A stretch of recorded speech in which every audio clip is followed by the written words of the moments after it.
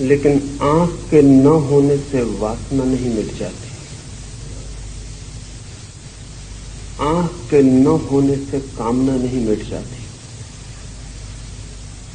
काश सूर्यदास ने धृतराष्ट्र का ख्याल कर लिया होता तो आंखें फोड़ने की कोई जरूरत न होती।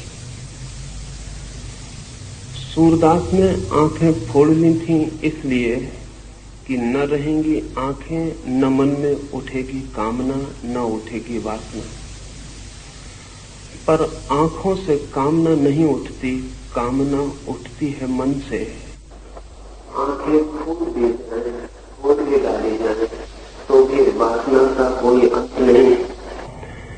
गीता की ये अद्भुत कथा एक अंधे आदमी की जिज्ञासा से शुरू होती है। असल में इस जगत में सारी कथाएं बंद हो जाएं अगर अंधा आदमी न हो। इस जीवन की सारी कथाएं अंधे आदमी की जिज्ञासा से शुरू होती हैं।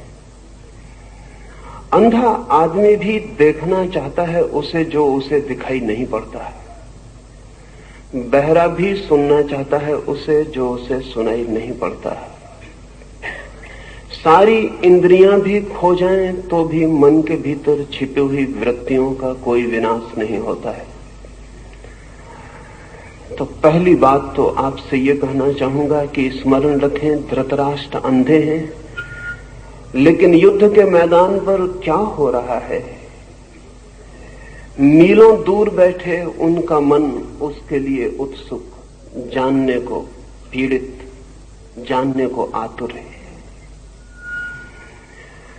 दूसरी बात ये भी स्मरण रखें कि अंधे धृतराष्ट्र के 100 पुत्र हैं, लेकिन अंधे व्यक्तित्व की संतति आंख वाली नहीं हो सकती है, भला ऊपर से आंखें दिखाई पड़ती हों। अंधे व्यक्ति से जो जन्म पाता है, और शायद अंधे व्यक्तियों से ही लोग जन्म पाते हैं, तो भला ऊपर की आंख हो, भीतर की आंख पानी कठिन है, ये दूसरी बात भी समझ लेनी जरूरी है। धृतराष्ट्र से जन्मे हुए 100 पुत्र सब तरह से अंधा व्यवहार कर रहे थे। आंखें उनके पास थीं,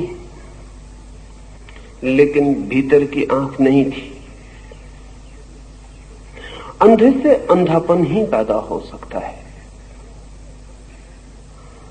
फिर भी ये पिता क्या हुआ ये जानने को उत्सुक है।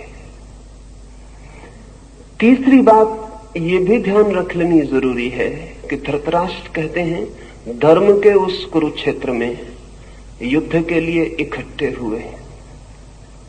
जिस दिन धर्म के क्षेत्र में युद्ध के लिए इकट्ठा होना पड़े उस दिन धर्म क्षेत्र बचता नहीं है, और जिस दिन धर्म के क्षेत्र में भी लड़ना पड़े उस दिन धर्म के भी बचने की संभावना समाप्त हो जाती है। रहा होगा वो धर्म क्षेत्र, था नहीं।